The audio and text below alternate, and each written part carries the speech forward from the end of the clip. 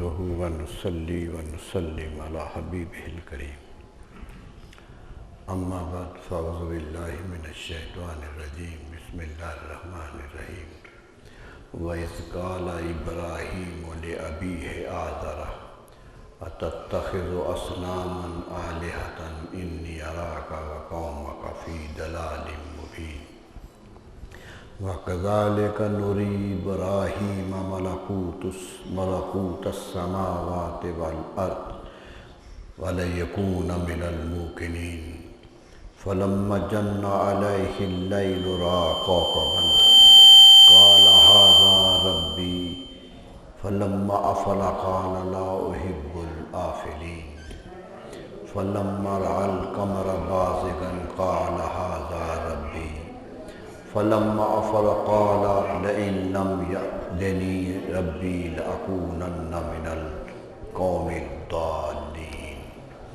فلما رأى الشمس بازغة قال هذا ربي هذا أكبر فلما أفلت قال يا قوم إني بريء مما تشركون إني وجهت وجهي للذي فطر السماوات والأرض حنیفا وما انا من المشرکین صدق اللہ مولانا العظیم۔ سورہ الانعام کی یہ چند آیات ہیں، اسی میں حضرت ابراہیم علیہ السلام کی کتاب زندگی کا ایک اور واقعہ ہے۔ جیسا کہ میں نے پہلے بھی عرض کیا تھا کہ قرآن مجید ان کی زندگی کے مختلف واقعات مختلف اسلوب کے ساتھ مختلف تناظر میں بیان کر رہا ہے، اور ہر واقعہ کا مقصد ہدایت دینا ہے تاکہ لوگ اگر ان حالات کا شکار ہو جائیں تو کیسے ہدایت پائیں گے۔ یہ بات تو بنیادی ہے کہ حضرت ابراہیم علیہ السلام توحید کے علم بردار تھے، ایک خدا کو ماننے والے تھے، جبکہ ان کی قوم ایسی نہ تھی، جبکہ ان کا گھرانہ بھی مشکل کا شکار تھا، بت فروش ہی نہیں تھا، بت پرست بھی تھا۔ ان حالات میں ایک نیک نفس انسان کو کیسے رہنا چاہیے، جبکہ جو پالنے والا ہے وہ بھی صنم پوج رہا ہو، گھر کا ماحول بھی ایسا ہو، باہر کا ماحول بھی ایسا ہو، حکومت وقت بھی خدائی کی دعوے دار ہو، تو ایک مومن بندے کو کس طرح زندگی گزارنی چاہیے، یہ جب بھی کسی مومن پر یہ مشکلات آئیں گی انہیں حضرت ابراہیم علیہ السلام کی طرف دیکھنا ہوگا۔ یہ ایک بہت بڑا نمونہ ہے قیامت تک کے آنے والے مومنین کے لیے کہ جب ایسے حالات ہو جائیں کہ تم مجبور ہو جاؤ اور تنہائی محسوس کرنے لگ جاؤ کہ میں اکیلا ہی ہوں، کوئی اور میرا ساتھی نہیں ہے۔ بڑے بڑی نیکی کے کام کرنے والے جب تنہائیوں کا شکار ہوتے ہیں تو نیکیاں بھول جایا کرتے ہیں، یہ دنیا کا اصول ہے۔ بہت نیک کام کرنے والے جب خاندان کا جبر آتا ہے تو وہ خاندان کے ساتھ چلنے پہ مجبور ہوتے ہیں۔ عرب تو کھل کے کہتے تھے کہ میرا قبیلہ گمراہ ہے تو میں کیا کروں، میں بھی تو اسی قبیلے کا فرد ہوں۔ یہ خاندان کی پکڑ، ماحول کا جبر، حکومت کا طاقت، یہ انسان کو ہلا دیتی ہے۔ ایسے ماحول میں جب کہ کوئی بھی اپنا نہ ہو، ایک بھی نہ ہو، حتیٰ کہ جس گھر میں رہ رہے ہیں وہ گھر بھی اپنا نہ ہو، تو ایسے ماحول میں ایک نیک اور ایک مومن بندے کو کیسے رہنا چاہیے، یہ نمونہ ہے حضرت ابراہیم علیہ السلام کی زندگی، اور تاریخ آج تک گواہ ہے کہ اتنا عمدہ نمونہ دیا حضرت ابراہیم علیہ السلام نے قوم کو ہر طرح کا، کہ گھر خراب ہو تو کیسے رہنا ہے، ماحول خراب ہو تو پھر کیسے رہنا ہے، دشمن حملہ کرے تو پھر رد عمل کیا دینا ہے، گھر پر کوئی مصیبت آ جائے تو کیا کرنا ہے، شہر چھوڑنا پڑے تو کس طرح چھوڑنا ہے، اور اگر دوسرے شہر میں بھی مشکلیں پیش آ جائیں تو کیسے رہنا۔ حتیٰ کہ ساری مشکلوں کے باوجود جب بیٹے کو قربان کرنا پڑ جائے تو پھر بھی اطاعت کیسے کرنا۔ یہ تھا ایک لگاتار نمونہ۔ حقیقت یہ ہے کہ اگر آپ غور کریں، ایک نیک انسان پر جو مشکلات آ سکتی ہیں، کسی پر کوئی آئی، کسی پر کوئی آئی، کسی پر کوئی آ گئی، مختلف مشکلات آتی ہیں، لیکن حیرت ہوتی ہے کہ ساری کی ساری مشکلات جو نیکوں پر آتی ہیں وہ اکٹھی حضرت ابراہیم علیہ السلام پر آ گئی۔ ہر مشکل سے گزرے، جو بھی مشکل کا تصور کیا جا سکتا ہے اسی مشکل کا سامنا کرنا پڑا، اسی لیے کہ انہیں امام بنایا گیا۔ اس لیے وہ قدرت نے کہا انی جاعلک للناس اماما۔ ابراہیم علیہ السلام، اللہ فرما رہا ہے کہ میں تمہیں دنیا کے لوگوں کا امام بنا رہا ہوں۔ اتنا شرف، آخر کوئی قدر و قیمت تھی، کوئی کردار کی صلابت تھی کہ اس مقام پر پہنچے کہ قدرت پکار اٹھی کہ تو امام ہے دنیا کا۔ تو قرآن مجید یہاں سورہ انعام میں ایک اور واقعہ بیان کرنا چاہتا ہے، لیکن شروع وہاں سے ہی ہے کہ جب ابراہیم علیہ السلام نے اپنے باپ آزر سے کہا کہ کیا تو بتوں کو خدا بنا دے، کیا بت تمہارے خدا ہیں؟ میں دیکھ رہا ہوں کہ تو بھی اور تیری قوم بھی کھلی ہوئی گمراہی میں پڑے۔ میری بصارت کہہ رہی ہے کہ ساری قوم بشمول تمہارے وجود کے بھی سارے کے سارے گمراہی میں پڑے۔ یہاں بات میں پہلے بھی کہہ چکا، یہاں ایک تھوڑا سا نقطہ سمجھنے کے قابل ہے کہ قرآن نے کہا ابھی ہے، اپنے باپ سے کہا، تو یا لوگ کا کہہ دیا کہ آزر حضرت ابراہیم علیہ السلام ہے، قرآن نے خود ذکر کیا ہے، یہ ذکر کرتے ہیں۔ اور وہ بت پرست تھا، اس لیے حضرت ابراہیم علیہ السلام کے والد باپ بت پرست تھے۔ میرے دوستو یہ بات نہیں ہے، یہ بات تحقیق طلب ہے۔ اگر باپ وہی ہوتا حقیقتاً تو قرآن کو لے ابی ہے کہنے کی ضرورت نہ تھی۔ یہ جملہ وضاحتی جملہ ہے، یہ لفظ پچھلے لفظ کی وضاحت کر رہا ہے کہ کہا آزر سے، جو ان کے باپوں میں سے تھا، جو ان کا باپ تھا، یعنی منزلہ باپ تھا۔ اگر باپ ہی کا نام لینا ہوتا تو قرآن باپ کہنے کی ضرورت کیوں محسوس کرتا ہے؟ یہ ضرورت بتا رہی ہے کہ باپ کے مقام پر تھا، اور یہی مقام تھا۔ تاریخ گواہ ہے کہ وہ چچا تھا، اور حضرت ابراہیم علیہ السلام کے والد کا نام طارق تھا۔ ان کا انتقال ہو گیا تو آپ کی والدہ سے چچا نے نکاح کر لیا تھا، اور حضرت ابراہیم علیہ السلام چچا کے گھر پلے ہیں اور وہ بت پرست تھا۔ یہ ہے تاریخ کی اصل حقیقت، لیکن ہم کچھ دیدہ دلیر ہو جاتے ہیں، زبان کھل جاتی ہے اور کہہ دیتے ہیں کہ والد ہو سکتے ہیں وہ ہے۔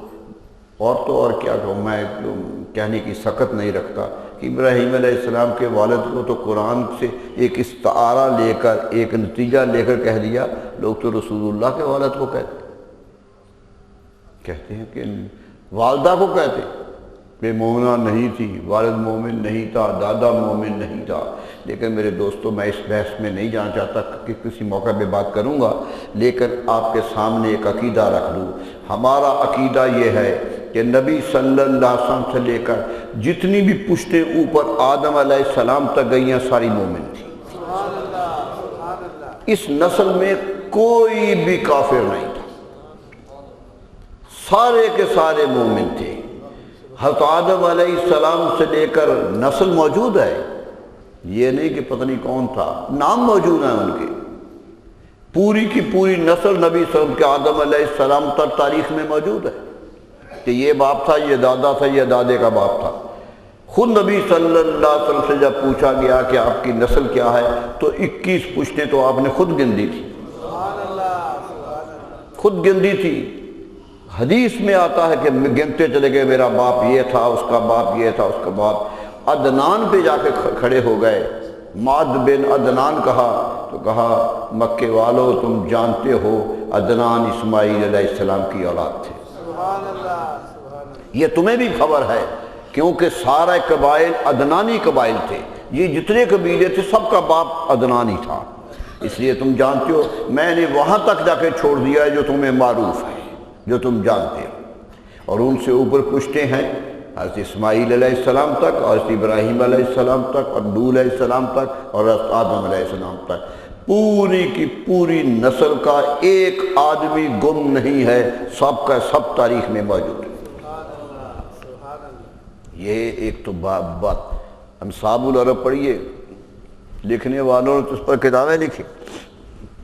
علامہ بلازری نے کتاب سب سے پہلے لکھی، 276 ہجری میں وفات ہے علامہ بلازری کی، آج کا آدمی نہیں ہے، 276 ہجری میں وہ فوت ہو گئے۔ سب سے مستند مورخ ہے، انصاب الاشراف لکھی اور نسب نامہ لکھا، پھر انصاب الاشراف پر اور لکھا گیا، یہ پھر دوبارہ کتابیں آئیں، آج مارکیٹ میں 4 جلدوں میں کتاب موجود ہے جو حضور کے نسب ناموں پر ہے کہ کون بڑا تھا، ایک ایک دادے کے حالات موجود ہیں، بلکہ ان کے حالات پڑھیں تو لگتا یہی ہے کہ ایک مومن بول رہا ہے۔ ایک مثال دیتا ہوں، حضور صلی اللہ علیہ وسلم کے دادا کا انتقال ہو گیا، حضور صلی اللہ علیہ وسلم کے نزار بن معد بن عدنان ہے، 18ویں پشت ہے اوپر، آخری لمحہ آ گیا، 3 بیٹے تھے، بلایا اور کہا بیٹو میں دنیا سے جا رہا ہوں، کچھ نصیحتیں لے لو مجھ سے۔ تو نصیحتیں کی، وہ نصیحت نامہ آج بھی موجود ہے، اور اس میں جو جملے ہیں وہ نبی صلی اللہ علیہ وسلم نے اپنی حیات مبارکہ میں جو احادیث فرمائی ہیں وہ جملے، ایاکم والحسود، یہ بات تو نبی صلی اللہ علیہ وسلم نے فرمائی، یعنی ان کا قول حدیث بن رہا ہے، اتنی نیکی کا اندر جذبہ ہے کہ جو نکلتا ہے وہ خاتم النبی صلی اللہ علیہ وسلم کی زبان سے بھی نکل رہا۔ تو بہرحال یہ تو ایک تفصیل ہے، تو یہاں سے غلط فہمی نہیں ہونی چاہیے۔ حضرت ابراہیم علیہ السلام کا چچا تھا آزر، اس لیے آزر کہہ کے نام لیا، ورنہ کہہ سکتے تھے باپ سے کہہ رہا تھا۔ قرآن کا جملہ کی ترتیب بتا رہی ہے کہ یہ اصل باپ نہیں ہے، آزر کا اس لیے نام لیا ہے۔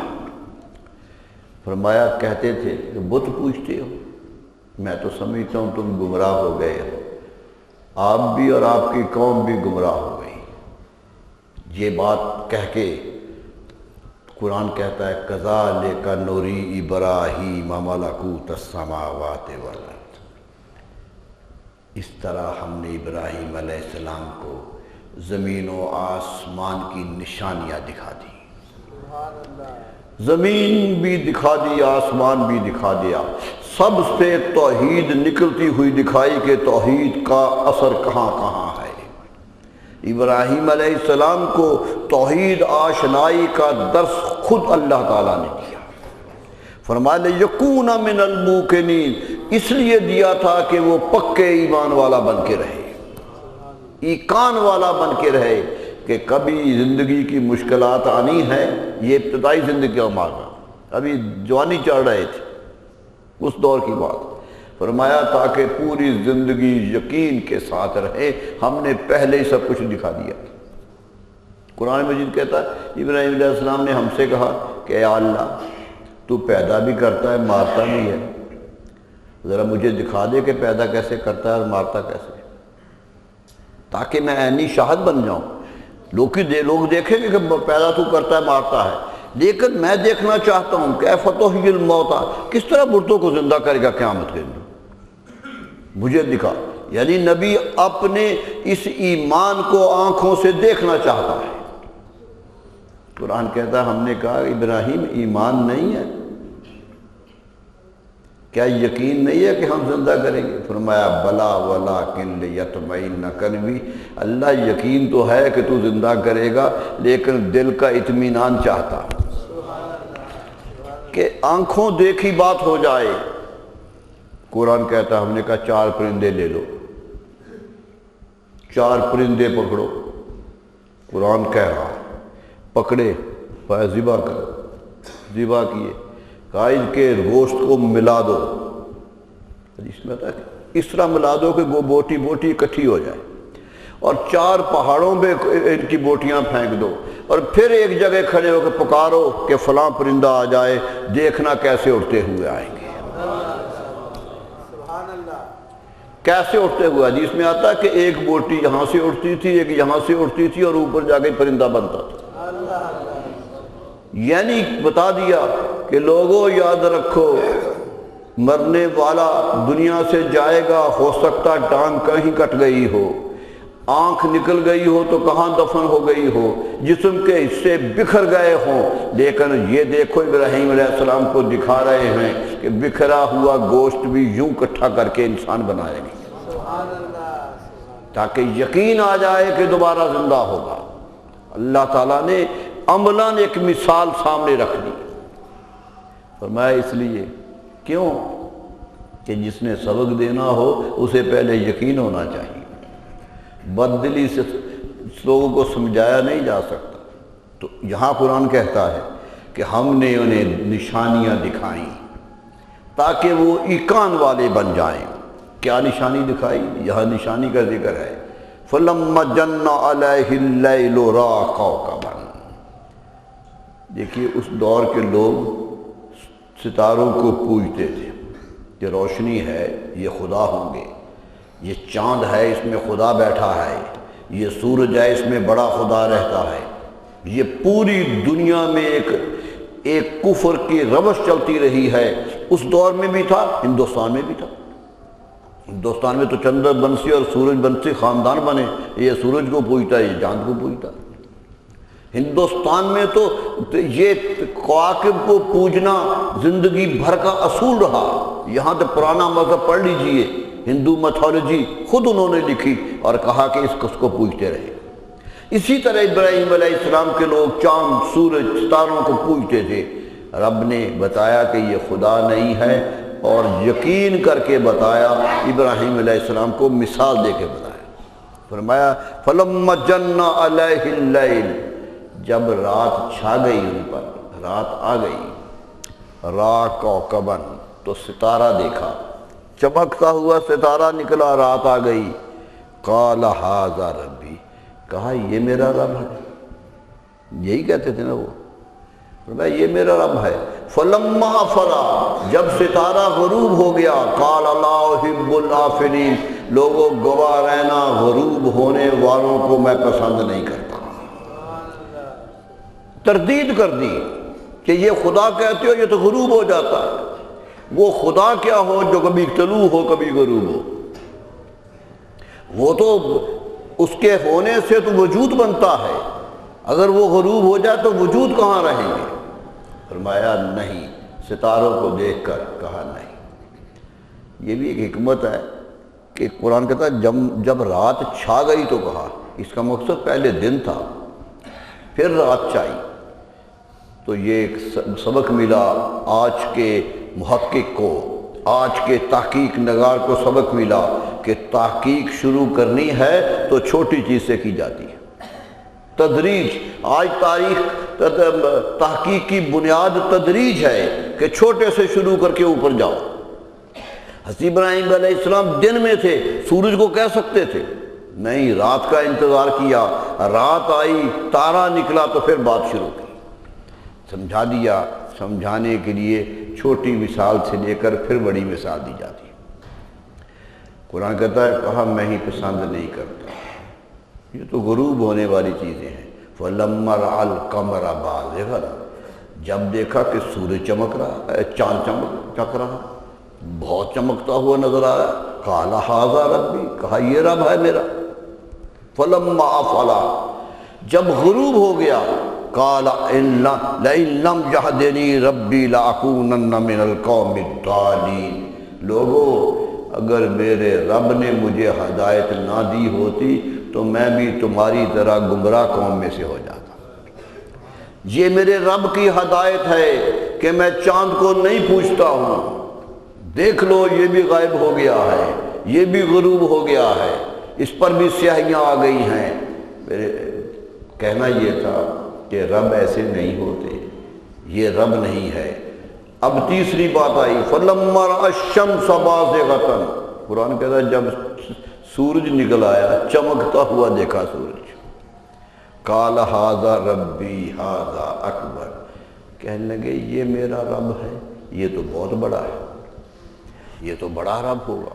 پوچھنے والے یونان میں لوگ کھڑے ہو کے سورج نکلتا تھا پوچھتے تھے، ہندوستان میں صبح صبح ہندو باہر نکلتا تھا سورج کی پہلی کرن کو پوچھتا تھا کہ یہ روشنی نکل رہی ہے، روشنی کا استعارہ ہے، روشنی کا نشان ہے، پوری دنیا کو نور دیتا ہے، اس لیے قابل پرستش ہے، پوجو اس کو۔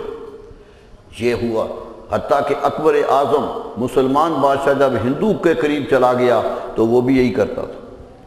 اس کے بارے میں مورخین کہتے ہیں کہ صبح سویرے ہاتھ جوڑ کر سورج کے سامنے کھڑا ہو جاتا۔ یہ پورے ہندوستان کا اصول رہا، وہاں بھی یہی رہا، اور کہ یہ بڑا ہے، سب سے کائنات سے بڑا ہے۔ کہتے ہیں زمین اس کے سامنے بہت چھوٹی ہے، پوری زمین سورج کے سامنے بہت چھوٹی ہے، اتنا بڑا ہے۔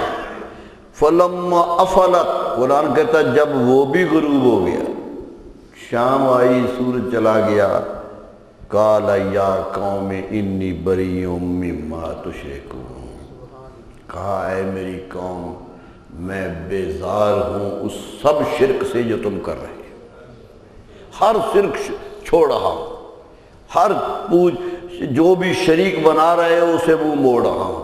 معلوم ہوا تینوں خدا مانے جاتے تھے، تینوں کی تردید کر دی اور عملاً کر دی، اور جب یہاں آئے تو کہا انی وجہت وجہہ للذی فطر السماوات والارض، ارے میں تو منہ اس کی طرف کرتا ہوں جس نے آسمان بھی پیدا کیا ہے اور زمین بھی پیدا کی۔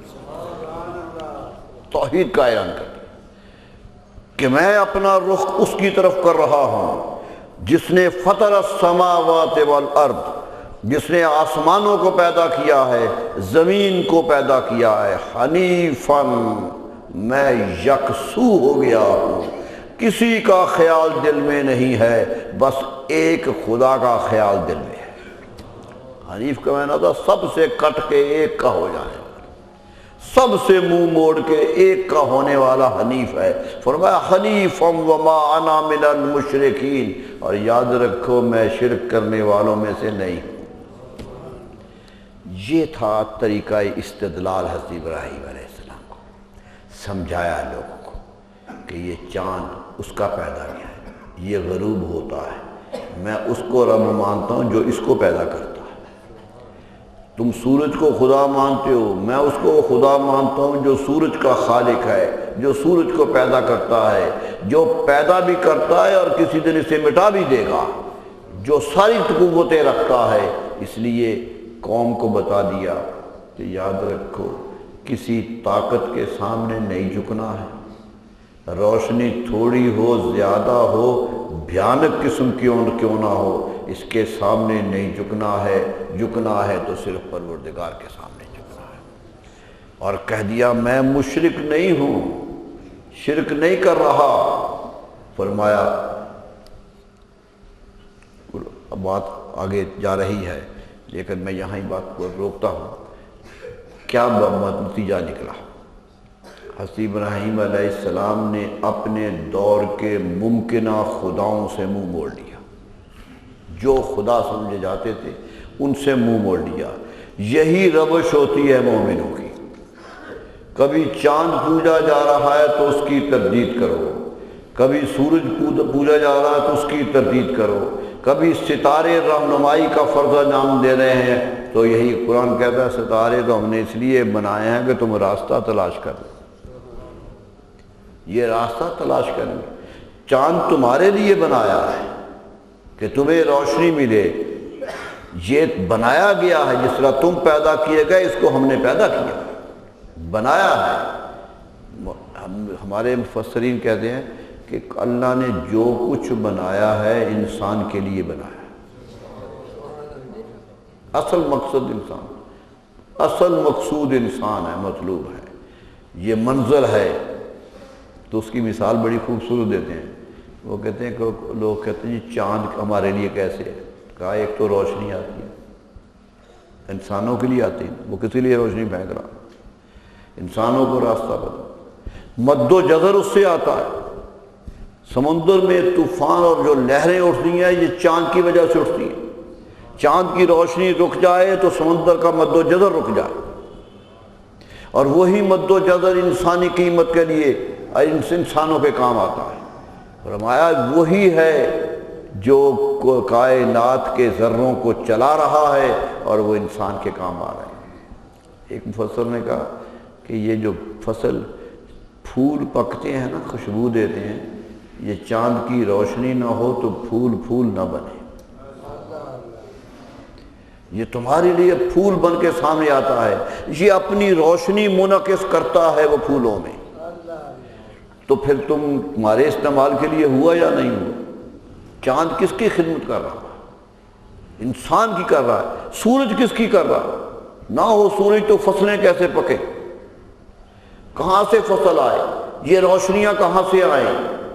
لیکن میرے دوستو ایک بات یاد رکھیے، یہ ساری چیزیں پیدا کی گئی تھی انسان کے لیے کہ انسان ان سے فائدہ اٹھائے اور ان سے اللہ کی ذات کو پہچانے. سورج کی اتنی روشنی دیکھے تو سر جھکا لے کہ اے پروردگار تو کتنا بڑا ہوگا جس نے اتنی بڑی روشنی پیدا کر دی. چاند کی مہک دیکھے تو کہے کہ اللہ تو کتنا لطیف ہے کہ اتنی لطافتیں پیدا کر. پھول پھول بکھرا، یہ کیا ہے؟ رنگ برنگ ہے. دنیا میں ساری چیزیں پیدا کر، ایک ہی مٹی ہے، ایک ہی کیاری ہے، ادھر سے یہ پھول نکل رہا ہے، ادھر سے یہ پھول نکل رہا ہے. میرے دوستو زندگی کا کوشش کر کے دیکھ لو، یوں نہیں ہوتا.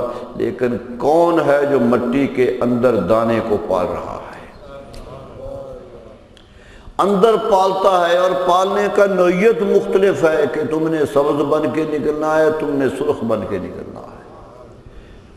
رنگ روپ دوسرا، ذائقے دوسرے، اثرات دوسرے. اتنی دنیا میں تنوع پیدا کیا قدرت نے کہ انسان تو بھی، آج کا سائنسدان کہتا ہے کہ ہم نے کائنات کو دریافت کرنے کی بڑی محنت کی ہے، بہت محنت کی ہے، لیکن وہ کہتے ہیں کہ ابھی بھی 100واں حصہ بھی کائنات کا دریافت نہیں ہوا ہے. وہ کہتے ہیں ایک سورج چمکتا ہے، یہ تارے سورج کی ہیں. کہا اتنے اس قسم کے کئی سورج رب نے بنائے ہیں جو اس جہان میں چمکتے ہیں جہاں ہم پہنچے بھی نہیں. آج کا سائنسدان کہتا ہے یہ کہکشاں جو راستہ بن جاتا ہے اوپر روشنی کا، یہ راستہ نہیں ہے، یہ ان سورجوں کی روشنی پلٹ کے آتی ہے جو ہمیں نظر ہی نہیں آتی. ان کی روشنی پلٹ کے آ رہی. تو آج کی سائنس جو ہے وہ جوں آگے بڑھ رہی ہے وہ اللہ کا اعتراف کرتی جا رہی ہے، اللہ کو مانتی چلی جا رہی ہے. یہی بتایا تھا اس ابراہیم علیہ السلام نے کہ ان کو دیکھ کے خدا نہ سمجھو، ان سے خدا ہونے کا ثبوت مانگو، ان سے خدائی کے اشارے مانگو. دیکھو اللہ کتنا بڑا ہے، کہاں تک ہے. میرے دوستو انسان بڑا ہے یا نہیں؟ توڑ دیا نا چاند کو نبی صلی اللہ علیہ وسلم، کس کی قوت زیادہ تھی؟ سوچ لیجئے کیا تھا. مکے والے آئے، ابو جہل اکٹھا ہو گیا، بڑا مخالف تھا، روز نئے فتنے اٹھاتا تھا. کبھی مٹھی میں ریت لے آتا تھا کہ بتائیں کیا ہے، کبھی کچھ کہتا تھا، کبھی کسی آدمی کو بھیج دیتا تھا جا کے باتیں کرو، کبھی کسی پڑھے لکھے کو بلا لیتا تھا. یعنی مستقل طور پہ تنگ کر رہا تھا. اس نے یمن میں پیغام بھیجا کہ ایک عالم ہے بہت بڑا، وہ آ جائے. اور رسول اللہ تو پڑھے ہوئے نہیں ہیں، ہمارے سامنے رہے ہیں، کوئی اسکول نہیں گئے، کسی سے پڑھا ہی نہیں، ان سے مقابلہ ہو. وہ آیا، سامنے بیٹھا، گفتگو کی. کہنے لگے کیسے امتحان لوگے؟ کہنے لگا میں ایسا امتحان لوں گا جو اگر ان کے پاس جن ہے تو وہ جواب نہیں دے سکے گا. وہ کہتے ہیں نا جن ہے ان کے پاس، جن اسیب اترتا ہے. تو کہا کہ محفل لگاؤ. اللہ اللہ، میں واقعہ کئی دفعہ بیان کر چکا، قرآن نے اس کا حوالہ دیا کہ وہاں یہ محفل لگی جہاں صفا و مروہ کے دوڑ ہوتی ہے، اس کے باہر جو میدان ہے. نشستیں لگی، کرسیاں لگیں، بیٹھے کی جگہ بنی. رات کا موقع تھا، سارے کے سارے بلائے گئے. بہت مکہ اکٹھا کیا گیا کہ آج امتحان ہے نبی صلی اللہ علیہ وسلم. اور عالم یمن سے آیا، حبیب یمنی آیا ہے. حبیب نام ہے، یمن کا رہنے والا ہے اور بہت بڑا عالم ہے. آیا نبی صلی اللہ علیہ وسلم. مکے والوں کو اس نے یقین دلایا کہ میں ایسے سوال کروں گا کہ جواب نہیں آئے گا. مکے والے بھی خوش ہیں. کیوں؟ کہنے لگا، نشستیں لگی، نبی سے کو پیغام بھیجا کہ آؤ میدان میں، آؤ مناظرے کی سٹیج پہ آؤ. حضور صلی اللہ علیہ وسلم ایک دو صحابہ کو ساتھ لے کے نکلے، ایک دو صحابہ ساتھ. وہ سارا شہر اکٹھا ہے اور آئے. حضرت جابر کہتے ہیں کہ آپ نے جو قمیص پہنا ہوا تھا اس کے یہ بازو کھلے تھے اور لمبے بازو تھے. جب یوں کرتے تھے تو آپ کا بازو نظر آتا تھا. دیکھیے صحابہ کیسے دیکھ رہے ہیں، ایک ایک لمحہ دیکھ رہے ہیں. کہتے آئے، 14ویں کا چاند چمک رہا تھا، روشنی روشنی تھی، گھر سے نکل کے آئے. ابو جہل نے پہلے تقریر کی کہ انہیں بلانا ہے، ہم نے مقابلہ کرنا ہے، لیکن ایک نصیحت کرتا ہوں. پہلی تو بات یہ ہے کہ وہ آئیں تو کھڑا نہیں ہونا ہے، استقبال نہیں کرنا ہے، بڑا ثابت ہو جائے گا. صاحب نے کہا نہیں کرتے، بیٹھے رہیں گے. آئے، نبی سے وہ بلا لیا.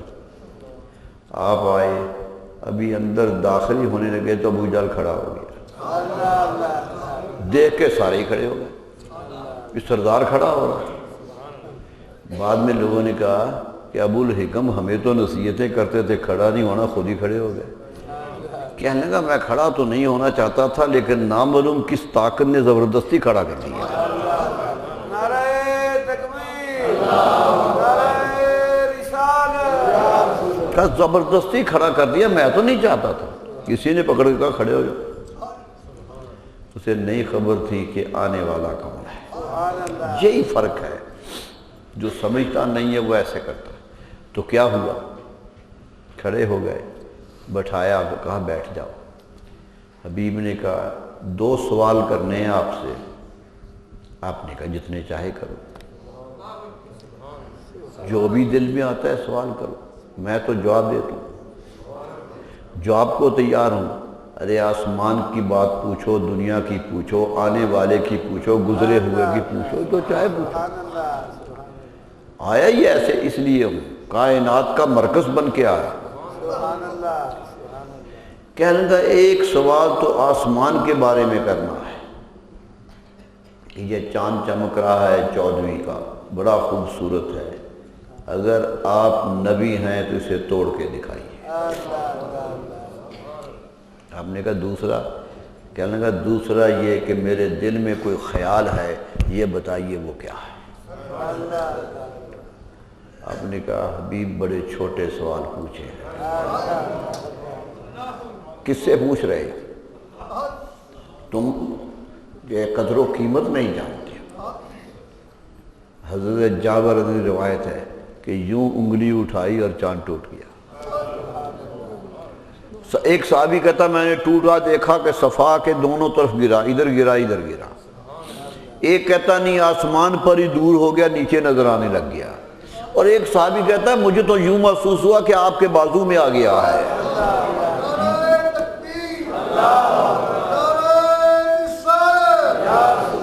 یہ بھی حدیثیں، اور میں نہیں کہہ رہا. دیوبند کا سب سے بڑا فاضل علامہ سلمان منصور پری اس واقعہ پر یہی حدیثیں نقل کر رہا.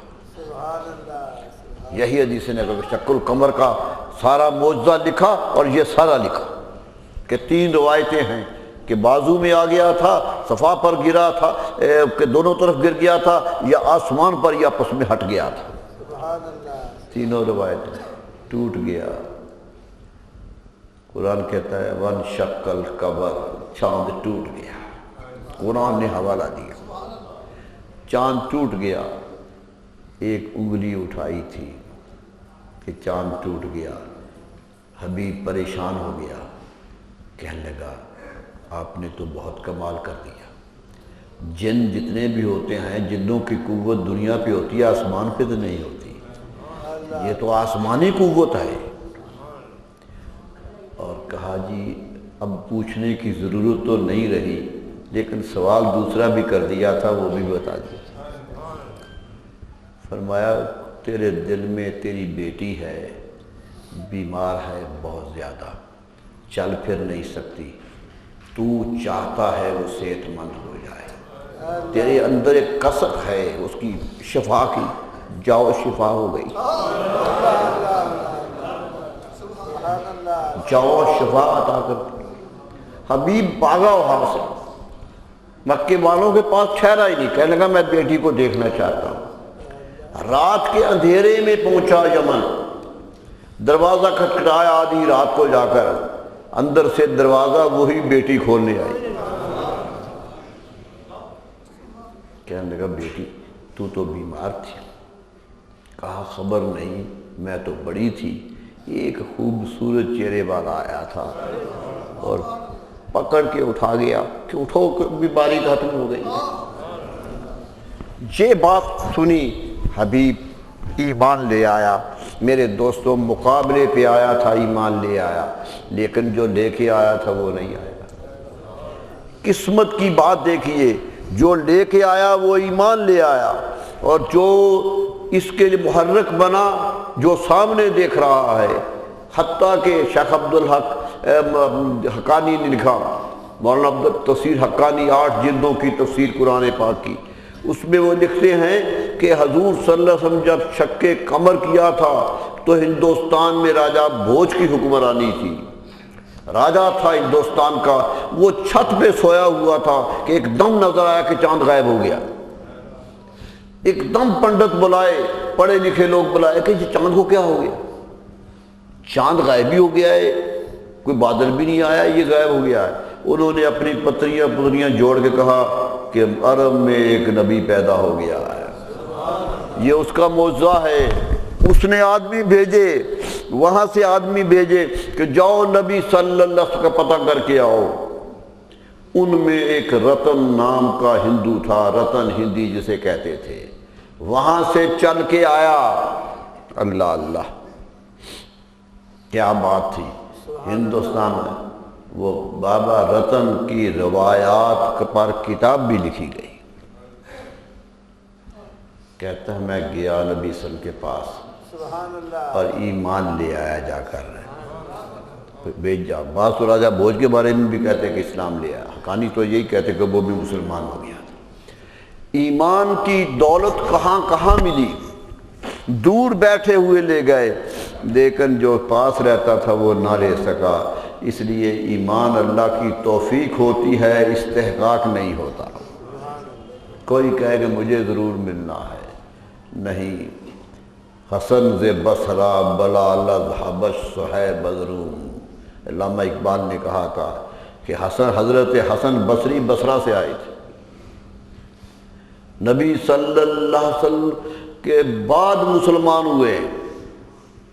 حضرت فاروق اعظم کے زمانے میں قیدی بن کے آئے تھے، مسلمانوں نے لشکر کیا تو بچے بھی قید ہو گئے، جوان بھی قید ہو گئے، یہ قیدی ہو کے مدینہ منورہ میں آئے تھے، اور اللہ نے ایمان دیا کہ آج چشتیہ کے امام ہیں، آج محدث ہیں، ان کی حدیث عربی ادب میں بڑا نام ہے۔ خواجہ حسن بصری علیہ رحمہ کا کیا تھے، اللہ نے کہاں سے اٹھایا اور دولت ایمان سے نواز دیا۔ حضرت بلال کہاں سے غلام بن کے آئے، حبش سے آئے، صہیب روم سے آئے۔ اقبال کہتا ہے مجھے تو حیرت ہے کیا ہو گیا، حسن ز بصرہ بلال از حبش صہیب از روم۔ حسن بصرہ سے آئے، بلال حبش سے آئے، صہیب روم سے آئے، ز خاک مکہ ابو جہل اینچ بل جویس۔ کہتا پریشان ہوں کہ مکہ کی خاک سے ابو جہل پیدا ہو گیا۔ باہر کے آگے لے گئے اور یہاں سے ابو جہل ہے. کہا حیرت ہوتی ہے قدرت کے فیصلوں کی، کبھی نوازتی ہے تو باہر والوں کو نواز دیتی ہے اور گھر والے محروم رہ جاتے ہیں. اقبال کو تلخی ہے اس پر کہ اپنا تھا، دیکھتا تھا، وہ تو شروع میں دیکھ رہا تھا. لیکن میرے دوستو اناد بڑی خطرناک چیز ہوتی ہے. روایت آتی ہے کہ حضرت عبد المطلب حضور صلی اللہ علیہ وسلم کے دادا محترم کی نشست لگتی تھی، مجلس کرتے تھے فیصلے کرنے کے لیے. مکے کے جتنے فیصلے ہوتے تھے ان کے سردار سے آتے تھے. حتیم میں تخت لگتا تھا، جہاں آج حتیم ہے اس میں ایک تخت بچھتا تھا، وہ تخت کے اوپر بیٹھتے تھے، باقی سب نیچے بیٹھے ہوتے تھے. سب اپنے اپنے فیصلے کرواتے تھے اور فیصلے کرتے تھے. اور تخت اونچا تھا، کہتے 2-3 سیڑھیاں چڑھ کے تخت پہ جایا جاتا تھا، اتنا اونچا تخت لگتا تھا. ایک دفعہ بیٹھے فیصلہ کر رہے تھے، سارا مکہ بیٹھا ہوا ہے، اپنے اپنے مسئلے پیش کر رہے ہیں، جواب دے رہے ہیں کہ نبی صلی اللہ علیہ وسلم چھوٹے سے تھے، ابھی چھوٹی عمر ہے، گھر سے آئے اور آتے ہوئے سیڑھی چڑھنے لگے، اس تخت پہ جانے لگے. ابو جہل نے دوڑ کے ٹانگ پکڑ لی کہ بیٹا یہ سردار کا تخت ہے، کوئی اور نہیں جاتا، یہ سردار کا تخت ہے، چھوٹے بچے وہاں نہیں جاتے. یہ جب پکڑی تو اب حضرت عبد المطلب تخت سے اٹھ کے آئے اور آ کر آپ کو پکڑ لیا. فرمایا ابو الحکم اسے چھوڑ دے. اٹھا کے لے گئے، اپنے پاس بٹھا لیا، کہنے لگے ابو الحکم اسے نہ روکا کرو، یاد رکھو یہ جو سرداریاں ملی ہے اسی کے صدقے سے ملی ہے. ابھی بچے ہیں وہ جانتے، جاننے والے کہاں کہاں نہیں پہچانتے. کہا یہ سرداری جو انہی کا صدقہ ہے، میں تو حفاظت کر رہا ہوں، اس تخت پر انہوں نے بیٹھنا. پہچان تھی نا. لوگ کہتے ہیں وہ مسلمان نہیں تھے. حیرت ہوتی ہے کہ ہم زبان ہماری کھل کتنی جاتی ہے. یہ وہ لوگ ہیں جو نبی صلی اللہ علیہ وسلم کی محبت سے اللہ اللہ. حضرت حلیمہ آئیں نبی صلی اللہ علیہ وسلم کے پاس پریشان. حضرت حلیمہ کے پاس رسول اللہ گئے ہوئے تھے دودھ پینے کے لیے، چھوٹے تھے، 6 سال کے واپس آئے تھے. 6 سال اس کے پاس حضرت حلیمہ نے خدمت کی ہے نبی صلی اللہ علیہ وسلم. ایک دن گم ہو گئے، کہیں چلے گئے پہاڑ پر، نہ پتہ نہیں چلا.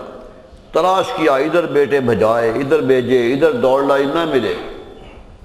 پریشان ہو کے کعبے آ گئی، مکے آ گئی کہ ان کے گھر والوں کو خبر دیں کہ بچہ نہیں مل رہا ہے. آئے حضرت عبد المطلب گھر سے نکلے، دروازہ کھٹکھٹایا، کہا سردار مکہ بڑی بری خبر ہے. کہا کیا ہو گیا؟ کہا حضور وہ بچہ جو آپ نے مجھے پالنے کے لیے دیا تھا آج گم ہو گیا ہے. گم ہو گیا ہے، ملتا نہیں ہے، ڈھونڈ ڈھونڈ کے تھک کے آئی ہوں، سارا قبیلہ ڈھونڈتا رہا ہے، نہیں. آپ مسکرا پڑے. فرمایا حلیمہ جاؤ وہ آ جائے گا. کہا کیا؟ کہا حلیمہ یاد رکھو وہ اس کائنات میں گم نہیں ہوتا، اس کائنات نے تو اس کے وجود میں گم ہونا ہے. وہ تو سب کی رہنما بن کے آیا، وہ کیسے گم ہو جائے گا؟ یعنی بچہ ہے تو عبد المطلب گواہی دے. زندگی کا حصہ ایک ایک لمحہ بلکہ بات آ گئی ہے تو کہہ دوں. جب مکہ پر حملہ ہوا برا کا، جانتے ہیں مکہ کا کعبہ گرانے آیا تھا، اس نے ایک کعبہ بنایا تھا یمن میں کعبہ بنا لیا. کہنے لگا اسے پوجا کرو، اسے طواف کیا کرو، مکہ میں نہ جایا کرو. لیکن لوگ ہٹتے ہی نہیں تھے، لوگ سیدھے مکے آتے، یمن سے بھی مکے آتے تھے. اس نے کہا اس کا کیا علاج کروں؟ کسی نے کہا وہ مکہ ہی کعبہ ہی گرا دو تاکہ گاری نہ رہے. وہ لشکر لے کے آیا، صرف مقصد کعبہ گرانا تھا. ہاتھیوں کا لشکر. قرآن مجید نے پوری صورت نازل کر دی، پوری صورت آ گئی. مکے والے گھبرا کے بھاگ گئے کہ یہ بڑا لشکر آ گیا ہے. کسی نے کعبے کی حفاظت نہ کی. اس لیے مجھے کبھی کبھی خیال آتا ہے جو ان روزیوں پہ پلتے ہیں وہ حفاظت نہیں کیا کرتے.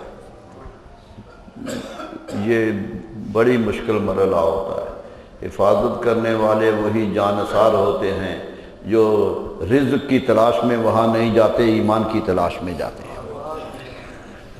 تو کیا ہوا؟ بھاگ گئے سارے۔ حضرت عبد المطلب کہتے ہیں میں پریشان ہو گیا کہ میں اکیلا کیا کروں، اکیلا کیا کروں۔ میرے خیال آیا کہ اللہ سے دعائی کرنی چاہیے۔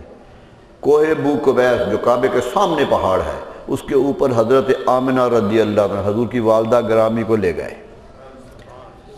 نبی صلی اللہ علیہ وسلم بھی پیدا نہیں ہوئے، اس واقعہ کے 50 دن بعد پیدا ہوئے، 2 مہینے تقریباً رہتے تھے پیدائش کے۔ وہاں لے گئے اور پاس بٹھا کے ہاتھ کعبے کی طرف کر کے اللہ کی طرف دعا مانگنے لگے کہ اے اللہ، اے پروردگار، یہ تیرا گھر ہے، تو نے اسے بچانا ہے، بچا لے۔ ہمارے پاس تو کوئی استطاعت نہیں ہے بچانے کی، ایک ہی وسیلہ ہے کہ اس بچے کے صدقے سے بچا لے جو بھی ماں کے پیٹ میں ہے۔ دعا مانگ رہے ہیں۔ یقین کیجئے کہ کتنا بڑا بصیرت ہوگی کہ بیٹے کی بھی خبر ہے اور بیٹے آنے والے کی بھی خبر ہے، آنے والے کی بھی خبر ہے۔ قدرت نے کہا ہوگا کہ اے سردار مکہ، تو نے وسیلہ ہی بڑا دے دیا، ایسا وسیلہ دے دیا، یہ تو ہم نے ٹالا ہی کبھی نہیں، یہ وسیلہ تو ہر حال میں مقبول ہے۔ آئی نا، یہ چھوٹی چھوٹی چڑیاں تھیں، ابابیلوں کا لشکر تھا۔ قرآن کہتا ہے الم تر کیف فعل ربک باصحاب الفیل الم یجعل کیدہم فی تضلیل وارسل علیہم طیرا ابابیل۔ فرمایا ابابیل بھیجے تھے، پرندے بھیجے تھے۔ لوگ کہتے تھے کہ انسان بچائیں گے، ہم نے پرندوں سے کعبہ بچا لیا، پرندے بھیج دیے۔ معلوم ہوا کائنات کا جو کچھ ہے وہ اسی پروردگار کے حکم کے مطابق چلتا ہے اور اسی کے لیے پیدا کیا گیا ہے۔ صرف یہ ہے کہ آخری بات کہنا چاہتا ہوں کہ سب کچھ رب کا ہے، سب کا قبضہ رب کا ہے، اتنا ہی کسی کو ملتا ہے جتنا وہ رب کو راضی کر لیتا ہے۔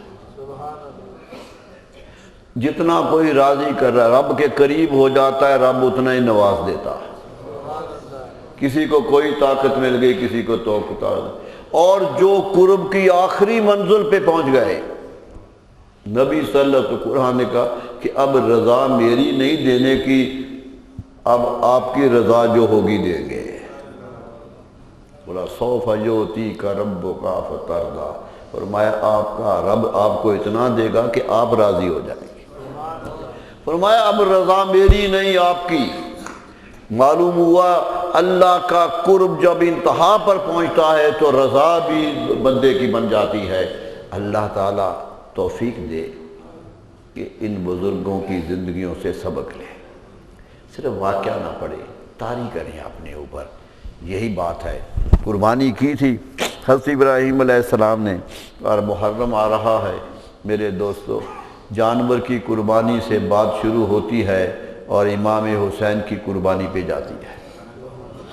قدرت نے کہا، اور مفسرین تو کہتے ہیں کہ وہ فدیناہ بذبح عظیم، جو قرآن نے کہا تھا کہ ہم نے بہت بڑی قربانی دے اس کا فدیہ کر دیا ہے، فرمایا وہ امام حسین ہی کی قربانی تھی کہ اللہ نے کہا اسماعیل علیہ السلام کو بچا لو، ان کے بدلے میں امام حسین کو لے لو۔ کیوں؟ مفسرین لکھتے ہیں اس لیے کہ وہاں سے رسول اللہ کا ابھی دنیا میں ظہور ہونا تھا، وہ حضرت ابراہیم علیہ السلام کے صلب میں تھے، اس لیے انہیں کوئی چیز کاٹ نہیں سکتی تھی، یہاں ظہور ہو چکا تھا یہاں۔ اس لیے علامہ نے اشارتاً کہا کہ غریب و سادہ و رنگی ہے داستان حرم، نہایت اس کی حسین ابتدا ہے اسماعیل۔ اسماعیل سے امام حسین کی قربانی تک یہ سارا سفر مومنوں کا سفر ہے۔ اللہ تعالی ہمیں اس ایمان کی دولت سے نوازے، اللہ تعالیٰ کرم کرے۔ وآخر دعوانا الحمدللہ۔